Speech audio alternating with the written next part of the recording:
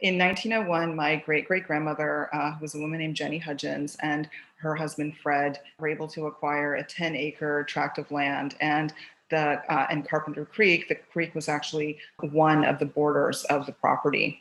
And so my knowledge of the creek, really comes from my great grandmother, who was still alive when I was born, and shared a lot of the history and kind of the color of it really being a kind of center of the neighborhood. And again, this was a fairly rural, kind of tract of Pensacola.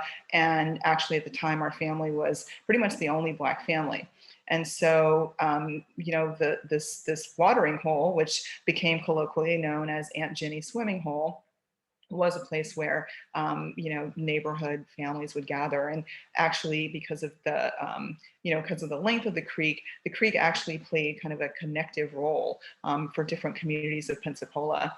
But my great great grandmother Jenny was one of the founding members of New Hope Baptist Church, and so she also used the creek, used the water on her property as a site for baptisms. And so that was one of the stories that I heard growing up was the story of these baptisms that would happen on Sunday morning or Sunday afternoon.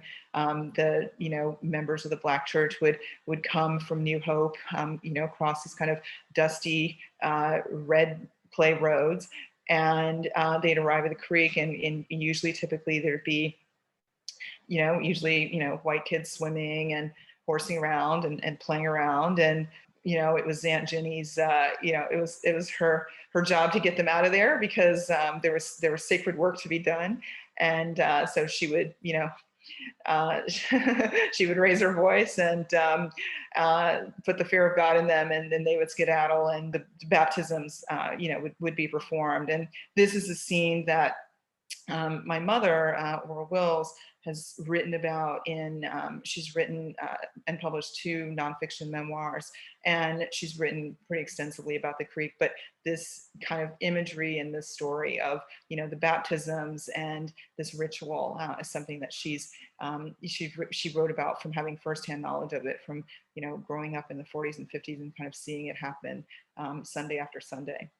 Thinking on and reflecting on my professional journey, the work that I do now, and really my, I guess, kind of ultimate ambition for what I would love to see happen in this community.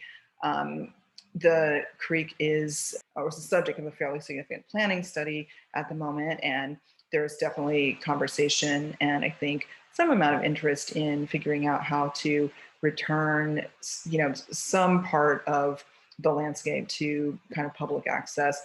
I think that would be a really incredible thing to see happen, because of the lack of, yes, there are parks, but as a kind of natural space, there are kind of a lack of, kind of natural spaces like that in this part of Pensacola. And the kind of idea of this 4.5-mile kind of connective body of water, I think is just a really interesting and kind of powerful,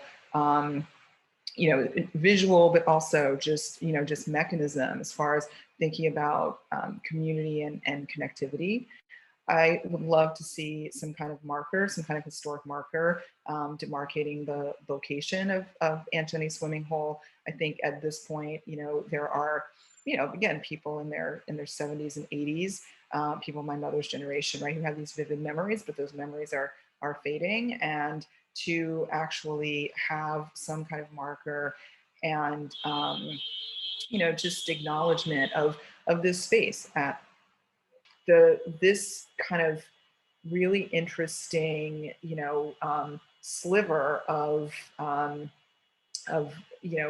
land in this area, which again was once connected to this, this beautiful natural body of water that, provided connectivity through the entire city, right, is now like completely, it's completely cut off. And the ability for humans at all stages of their lives to navigate their way around is completely impossible.